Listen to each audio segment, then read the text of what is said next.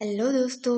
हम पढ़ने जा रहे हैं एनसीईआरटी की book class 6 science book chapter 8 है। ठीक है, तो हम इसके मेन जो पॉइंट होंगे वो देखेंगे। इसमें चैप्टर 8 है शरीर में गति। तो शरीर में गति कैसे होता है, किस प्रकार होता है, या कोई भी जीव जंतु कैसे गति करता है, इसके बारे में इस चैप्टर में बताया गया है। ठीक है, तो शरीर में गति कैसे होता है, तो आप सभी देख रहे हैं यहाँ पे। ठीक है, आप अपने शरीर को शांति से बैठा लीजिए, फिर भी आपके शरीर में गति होगा। ठीक है, जैसे आपकी पलकें, वो तो नहीं रुकने वाली, वो तो झुकती रहती है।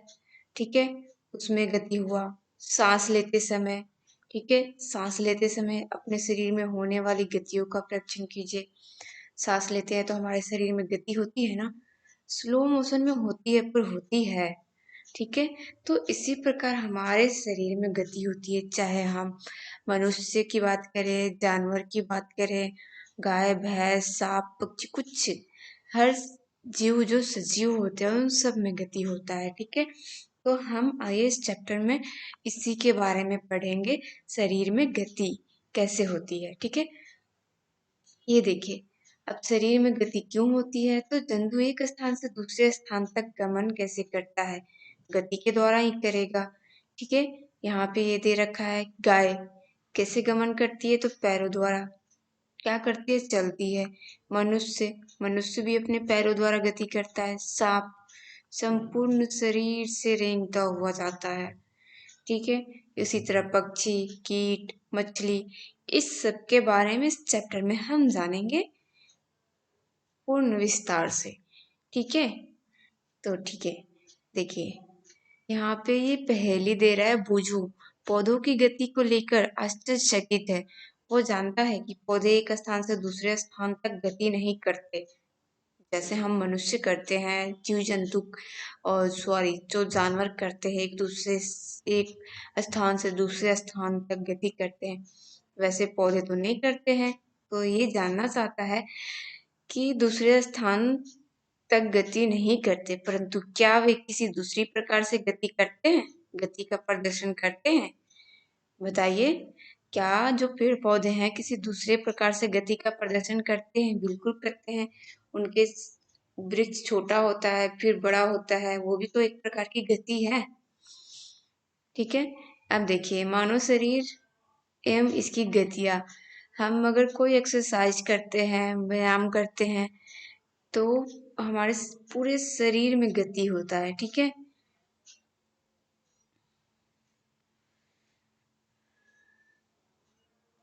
अब देखिए यहाँ से आया हमारा चैप्टर, मेन चैप्टर है जिसके बारे में हम पढ़ेंगे। ये यहाँ पे हमारे शरीर में गतियाँ किस किस प्रकार से होती है इसके बारे में है। देखिए, हमारे शरीर में जो गति होती है कैसे होती है, उसे क्या कहते हैं, उसके बारे में बताया गया है। हम शरीर के विभिन्न भागों को उसी स्थान से मोड़ अथवा घुमा पाते हैं जहाँ पर दो हिस्से एक दूसरे से जुड़े हो। उदाहरण के लिए कोहनी, कंधा अथवा गर्दन। क्या आप ऐसे कुछ अन्य भागों के नाम बता सकते हैं? ऐसे अन्य भागों के नाम बता सकते हैं जिन्हें मोड़कर हम अपने शरीर में गति करते हैं। ठीक है, उन जिस जगह से हम मोड़ते हैं उस स्थानों को हम कहते हैं संधि कहते हैं। ठीक है, जैसे हो गया हाथ को हम कैसे मोड़ते हैं, केहूनी से मोड़ते हैं। कलाई को कैसे मोड़ते हैं, तो पूर्णतः घुमाते हैं। ठीक है, तो उसको हम क्या बोलते हैं, संधि कहते हैं। जैसे पैर का घुटना हो गया, उसके बारे में। अब देखिए यहाँ पे बोल रहा है, अपनी उंगलियों द्वारा अपने सिर, चेहरे, गर्दन, नाक, कान, कंधे के पीछे, हाथ, पैर, उंगलियां एवं बादाम उंगलियों को दबाइए। दबाने के लिए इसलिए बोल रहा है कि दबा के महसूस कीजिए। कहीं पे आपको चिकना मतलब कुछ नहीं प्राप्त होगा, कहीं पे आपको अंदर पतली हड्डी दिखाई देगी, कहीं मोटी, कहीं इस सब के बारे में बोल रहा है कि आप अपने हाथों से अपने चेहरे, गर्दन, नाक, कान अथवा कंधे को दबा के देखिए और कुछ अनुभव कीजिए। दबने पे कुछ कठोर प्रतीत होगा, ठीक है। देखिए, कंदुक खलिका संधि, ये कंदुक खलिका संधि होता क्या है? तो यहाँ पे बताया गया है। देखिए, ये कंदुक खलिका संधि ऐसा होता है, ठीक है। तो ये कंदुक खलिका संधि हमारे कंदुक खलिका संधि का प्रयोग करने के लिए बताया है यहाँ पे कि कैसे बनाते हैं। तो कंदुक खलिका इसे ऐसे कटोरी जैसा और बीच में गोद गेंद लगा देंगे, कागज का बेलन लगा देंगे, तो ये कंदुक खलिका संधि। अब हमारे शरीर में कंदुक खलिका संधि कहाँ होता है, ठीक है। तो हमारे शरीर में कंदुक खलिका संधि जो होता है, ये हमारे जांग जो होता है वहां पे होता है। देखिए, ये जांग हो गया, ये हो गया जो जांग जो जुड़ा रहता है, उसे हम बोलते हैं कंदुक कलिका संधि, ठीक है। अब ये धुराग्र संधि, जो गर्दन तथा सिर को जोड़ने वाली संधि होती है ना, उसे धुराग्र संधि कहते हैं।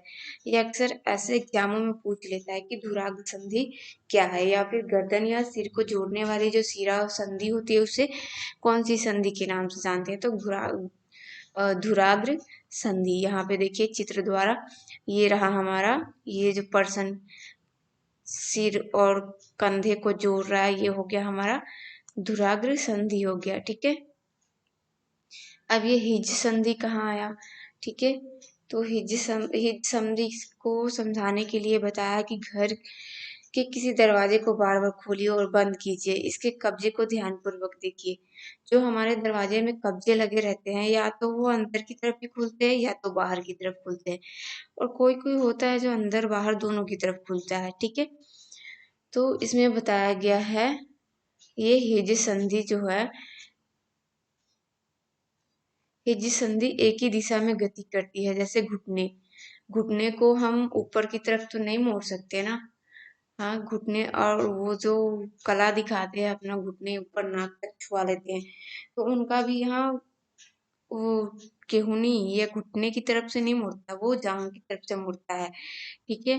तो अगर हम, ये हो गया जो टांगे घुटने को हिज संधि कहते हैं, इसे हम सिर्फ ऐसे मोड़ सकते हैं, ठीक है। ऊपर की तरफ नहीं मोड़ सकते। हम अपने हाथ को सिर्फ आगे की तरफ ऐसे मोड़ सकते हैं ना, हाथ को आगे की तरफ मोड़ सकते हैं, ठीक है। अब इसी हाथ को हम चाहे कि पीछे की तरफ ऐसे मोड़ ले, जैसे आगे मोड़ पा रहे हैं वैसे पीछे मोड़ ले, तो मुड़ेगा नहीं, मुड़ेगा। अगर ये हिज संधि ही नहीं होता तो हम तो बैठ भी नहीं पाते, ठीक है। ये देखिए, कोहिनी की हिज संधि होती है, कोहिनी में भी। अगर सोचिए, ये हिज संधि नहीं होती तो क्या हम खाना खुद खा पाते?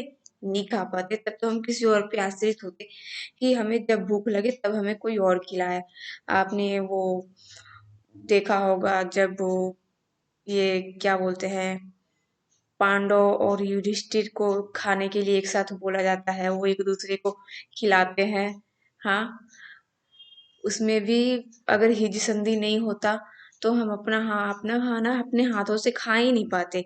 उसके लिए हमें किसी और को खिलाना पड़ता, तब हमें कोई और खिलाता, एकदम ऐसे सीधे सीधे, ठीक है, जैसे उसमें महाभारत में दिखाया गया है। अब ये आया आपका अचल संधि। अचल संधि कहाँ पे होता है, तो भाई देख लेते हैं अचल संधि कहाँ पे होता है। तो अचल संधि जो हमारा जबड़ा होता है, जबड़े के अंदर जो होते हैं, अपने ऊपरी जबड़े को हिलाने का प्रयास कीजिए। यहाँ पे देखिए, एक मिनट। जब आप अपना मुंह खोलते हैं तो आप निचले जबड़े को सिर से दूर ले जाते हैं। निचले जबड़े को मुंह खोलते हैं तो आ करते हैं ना, आ। तो ऊपरी जबड़े को हिलाने का प्रयास कीजिए, इसे गति दे पाते हैं। ऊपरी जबड़े एवं कपाल के मध्य अचल संधि है। जो ऊपरी जबड़ा एवं कपाल होता है उसके मध्य होती है अचल संधि, जिसके कारण हम आ कर पाते हैं, ठीक है। ये हो गया अचल संधि हो गया। यहाँ पे देखिए एक्सरे करके दिखाया गया है, ये हमारा मानव कंकाल है, देख लीजिए। अगर किसी को ऐसा कंकाल चाहिए तो अमेजोन पे मिल सकता है, ले लीजिए और अपने घरों में टांग के रात में डरते रहिए। ठीक है।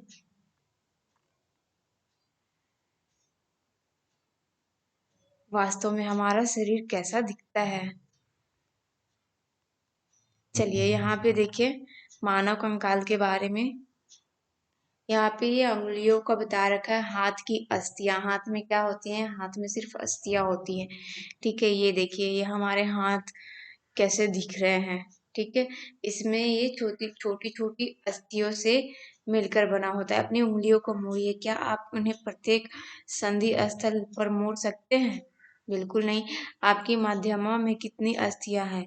आप अपनी हथेली के पिछली भाग का स्पर्श करके अनुभव कीजिए, क्या इसमें अनेक अस्थियां हैं? क्या आपकी कलाई लचीली है या अनेक छोटी छोटी अस्थियों से बनी होती है, जिसे कार्पेल कहते हैं। ठीक है, अनेक छोटी छोटी अस्थियों से बनी होती है, उसे क्या कहते हैं? तो कार्पेल कहते हैं। ये जो है ये सब कार्पेल कहते हैं इसे। ठीक है, यदि इसमें एकमात्र एक ही अस्थि होती तो क्या होता? हम्म तो क्या होता? हम ना मुट्ठी बांध पाते ना कुछ कर पाते।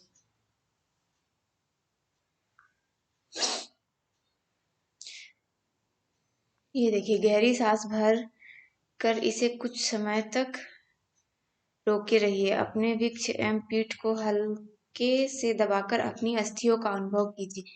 जितनी पसलियां वक्ष की अस्थियां आप गिन सकते हैं, गिन लीजिए।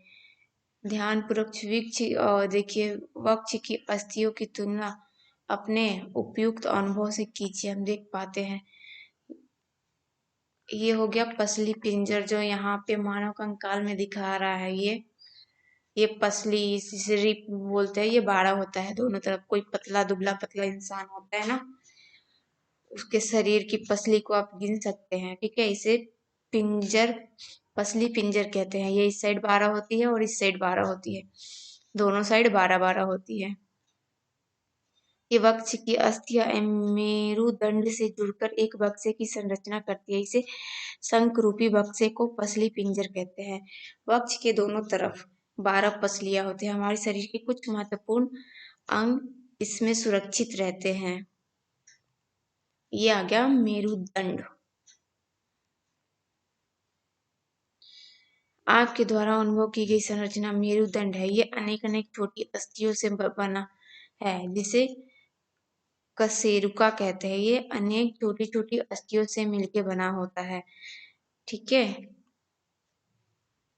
अगर ये अनेक छोटी छोटी अस्थियों से मिलके नहीं बना होता तो हम ना बैठ पाते, ना उठ पाते, ना झुक पाते। ठीक है, फिर तो पता चलता कि हम सीधे ही खड़े रहते, अगर एक ही अस्थियों से मिलके बना रहता तो। यही यहाँ पे बताया है, यदि मेरुदंड केवल एक ही अस्थि का बना होता तो क्या आप मित्र इस प्रकार नीचे झुक सकता? आपका मित्र आपके मित्र को खड़े होकर हाथों से किसी दीवार को धक्का लगाने के लिए कहिए। उसे कहिए कि वह अपने हाथों से दीवार पर धक्का लगाने का प्रयास करे। क्या आपको उसके कंधे के समीप दो उभरी हुई अस्थियां दिखाई देंगी? इन्हें कंधे की अस्थियां कहते हैं।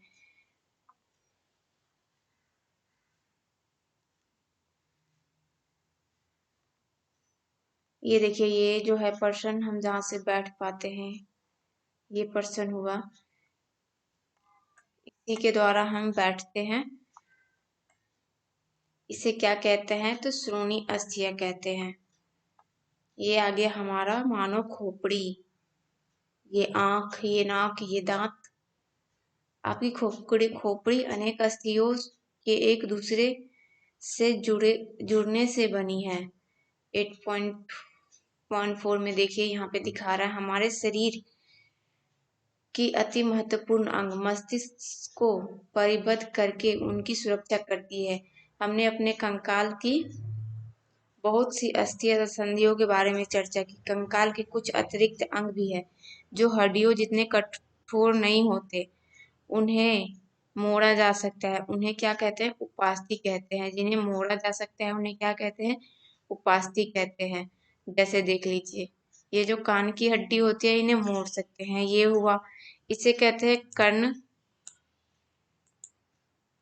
इसे ये हो गया ये कर्णपाली। और ये जो हो गया ये उपास्थि कहते हैं, उपास्थि से मिलके बना होता है, क्योंकि हम इसे ऐसे मोड़ सकते हैं, ठीक है, हाथों से मोड़ सकते हैं।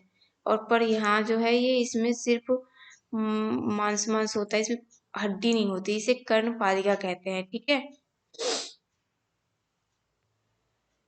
मानव कंकाल अनेक अस्थियों, संधियों एवं उपास्थियों से मिलकर बना होता है, बिल्कुल सही है। मानव कंकाल जो अनेक अस्थियों, संधियों एवं उपास्थियों से मिलकर बना होता है।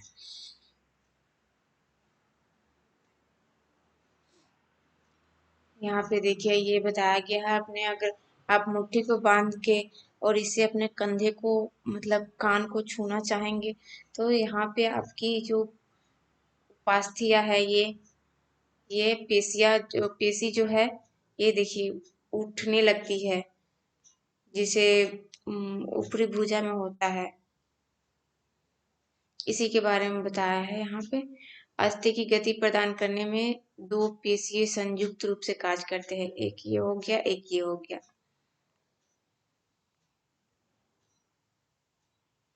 इसमें हम मेन पॉइंट जो है वो कर रहे हैं, ठीक है। अब देखिए जंतुओं की चाल, यहाँ तो हमने पढ़ा मनुष्य की चाल। अब ये जंतुओं में केचुआ, केचुआ कैसे चलता है, ये देखिए केचुआ कैसे चलता है। यहाँ पे बोल रहा है कि आप किसी केचुए को किसी टाइल अथवा किसी चिकनी सतह पर रखिए, ठीक है। उसके बाद देखिए कि ये कैसे चलता है। केचुआ का शरीर एक सिरे से दूसरे से सटाकर रखे गए अनेक छल्लों से बना प्रतीत होता है। ये देख रहे हैं, ये गोल गोल ये छल्ला आपको दिख रहा है, ऐसे ऐसे ऐसे ऐसे ऐसे ऐसे ऐसे, ठीक है, दिख रहा है आपको। ठीक है, तो ये क्या होता है ना कि इसका जब आगे का सिरा पतला होता है तो पीछे का मोटा हो जाता है। अगर ये देखिए आगे का सिरा मोटा हुआ तो पीछे का पतला, अगर पीछे का पतला हो गया तो आगे का मोटा होगा, ऐसे ये गति करता है, ठीक है।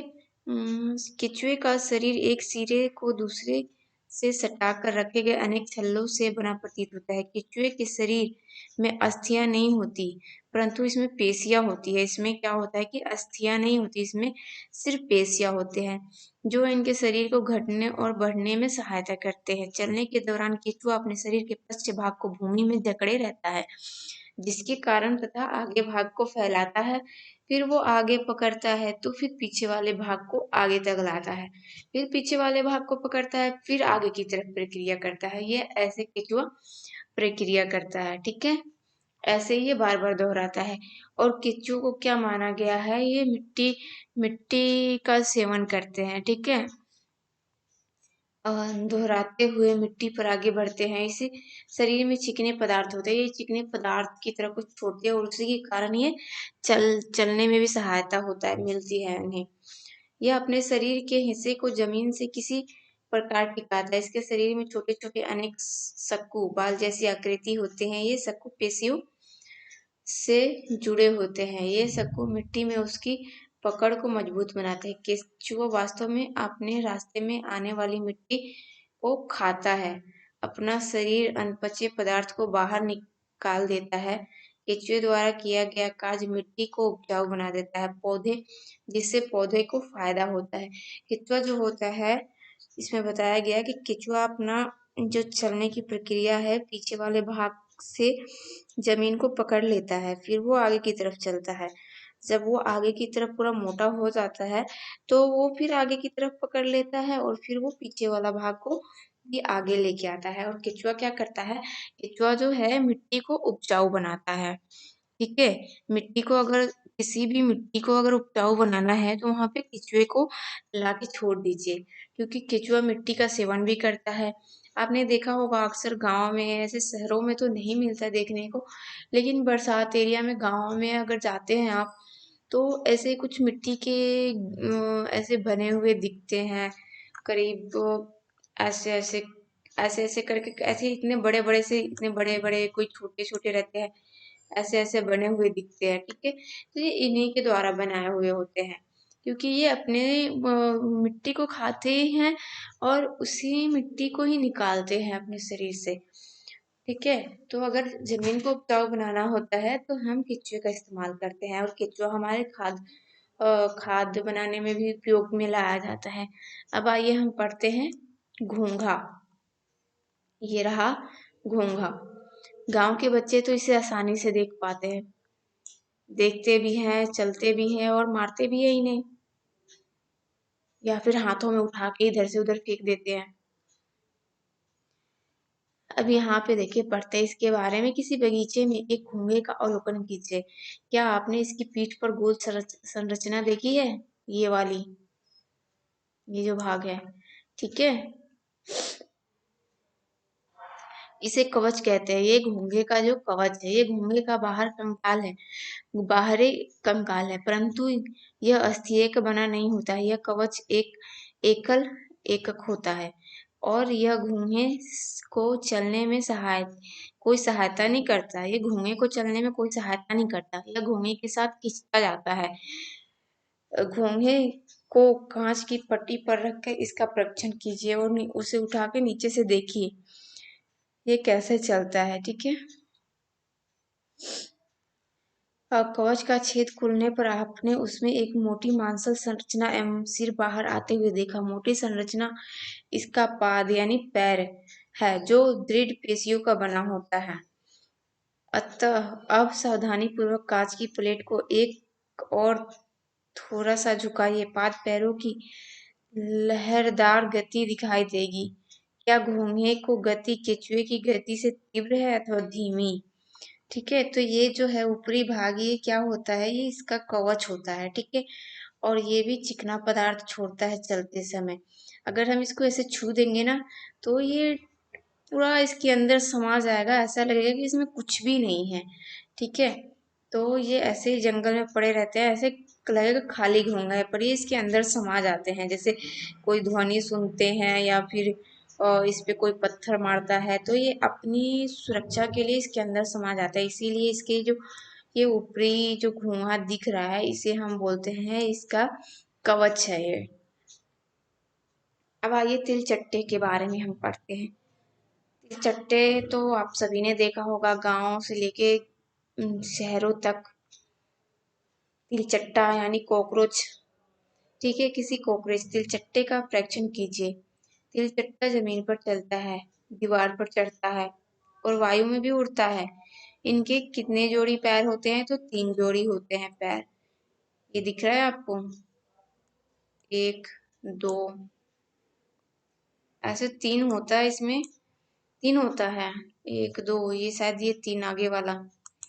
ठीक है, 3 जोड़ी पैर होते हैं जो चलने में सहायता करते हैं। इसके शरीर कठोर बाह्य कंकाल द्वारा ढका होता है। यह बाह्य कंकाल विभिन्न एकों की परस्पर संधियों द्वारा बना होता है, जिसके कारण गति संभव हो पाती है। ठीक है, वक्ष से 2 जोड़ी पंख भी जुड़े होते हैं। ये इसके ऊपर के पंख निकालेंगे, इसके अंदर 2 जोड़ी पंख होते हैं। ठीक है, अगले पैर संकरे और पिछले पैर चौड़े एवं बहुत पतले होते हैं। ठीक है, तिलचट्टे में विशिष्ट पेशियां होती है। पैरों की पेशियां उन्हें चलने में सहायता करती है, और वृक्ष की पेशियां तिलचट्टे के उड़ने में समय उसके पैरों को गति देती है। उड़ने के समय उसके पैरों को गति देती है। अब आइए हम पढ़ते हैं पक्षी के बारे में। ठीक है, यहाँ पे देख रहे हैं ये पक्षी है, जिसका पक्षी का कंकाल यहाँ पे बताया गया है। ठीक है, देख रहे हैं पक्षी में ये जो इसका कंकाल बनाया गया है, ये होती तो है बहुत पतली दिखने में, पर ये बहुत मजबूत होती है। ठीक है,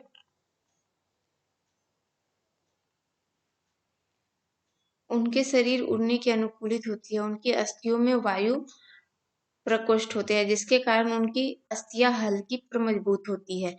ठीक है, ये उड़ते कैसे होते हैं? जैसे ये एक कंकाल जो है, इसके अंदर ये वायु भर लेते हैं। ठीक है, उसके बाद ये उड़ते हैं। जैसे अग्रपाद की अस्थियां रूपांतरित होकर पक्षी के पंख बनाती है। कंधे की अस्थियां मजबूत होती है।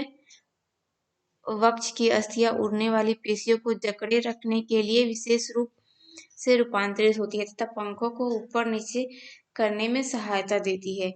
ये इसी वजह से उड़ पाते हैं क्योंकि ये बहुत हल्के होते हैं और ये जो इसके अंदर का खाली जो जगह है ये वायु को अपने अंदर समाहित कर लेती है और फिर ये उड़ जाती है। इनके जो कंकाल है ये बहुत ही मजबूत होते हैं, पतले होते हैं पर मजबूत होते हैं। ये आ गया अब मछली के बारे में हम पढ़ते हैं। मछली के बारे में पढ़ने से पहले इसे हम देख लेते हैं। ये है नाव हमारा। बरसात के मौसम में हमने भी अपनी नाव चलाई है और भी पता नहीं कितने लोगों ने चलाई होगी। मैंने तो चलाई है और बहुत अच्छा भी लगता है। तो देखते हैं ये कागज का नाव। ये कागज के नाव के जो आगे की सिरे देख रहे हैं, ठीक है। ये ये पतली, बीच में चौड़ी, ये फिर से पतली, पतली बीच में चौड़ी फिर से पतली, ठीक है। नाव से खेलना यानी खेला है आप लोगों ने। देखिए उसी प्रकार ये नाव को दिखाने के बाद मछली के बारे में बता रहा है। सेम टू सेम देख सकते हैं हम लोग, थोड़ी आगे पतली फिर चौड़ी फिर पतली। ये नाव को इसमें बुक में इसलिए दिखाया है ताकि नाव को देखकर हम ये अनुमान लगा सके कि मछलियां भी सेम एज ए मतलब वैसे ही दिखती है। थोड़ा बहुत का अंतर है लेकिन ऐसे ही दिखती है।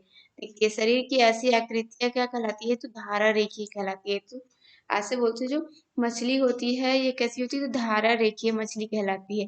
क्या आपने ध्यान दिया है कि नाव की आकृति काफी सीमा तक मछली जैसी है। मछली का सिर एवं पूंछ उसके मध्य भाग की अपेक्षा पतली एवं नुकीली होती है। इसके शरीर की ऐसी आकृति धारा रेखीय आकृति कहलाती है।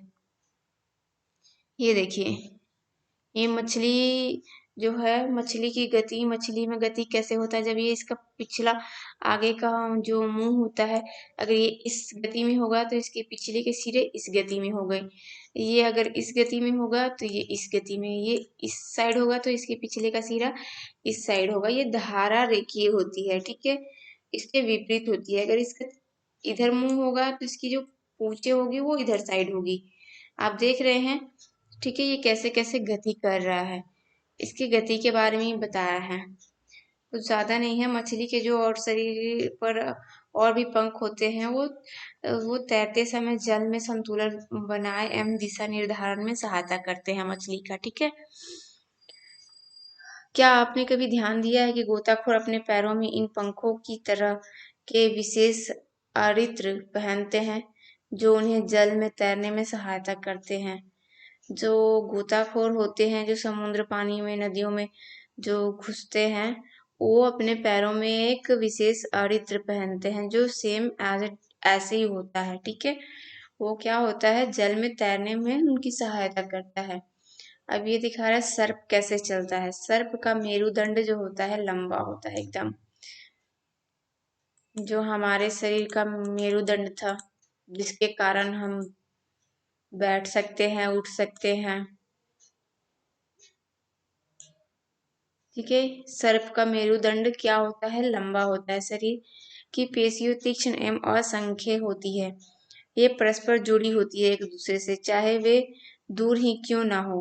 पेशियां मेरुदंड पसलियों एवं त्वचा को भी एक दूसरे से जोड़ती है। सर्प का शरीर अनेक वलयों से मुड़ा होता है, जैसे वहां पे हमने वो केचुए के बारे में पढ़ा था, वैसा ही है। इसी प्रकार सर्प का प्रत्येक वलय उसे आगे की ओर ढकेलता है। उसका शरीर उनके वलय बनाता है और प्रत्येक वलय आगे को धक्का देता है। इस कारण सर्प बहुत तेजी गति से आगे की तरफ चलता है, परंतु सरल रेखीय में नहीं चलता। सांप कभी भी सरल रेखीय में नहीं चलता है, ठीक है। अगर सांप को बोल दिया जाए, सांप को अगर बोल दिया जाए कि सांप ऐसे चले, वो बिल्कुल नहीं चलेगा। सांप ऐसे ही चलेगा, ऐसे चलेगा वो, ठीक है।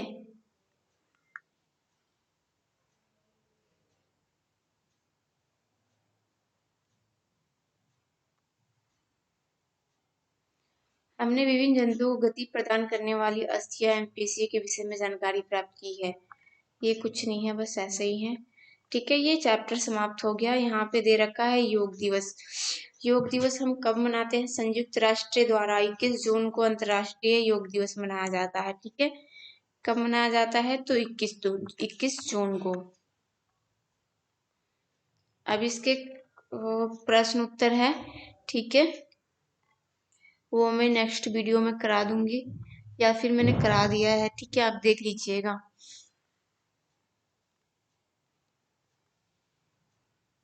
वीडियो अच्छा लगे तो लाइक शेयर और सब्सक्राइब जरूर कीजिएगा। Thanks for watching my video.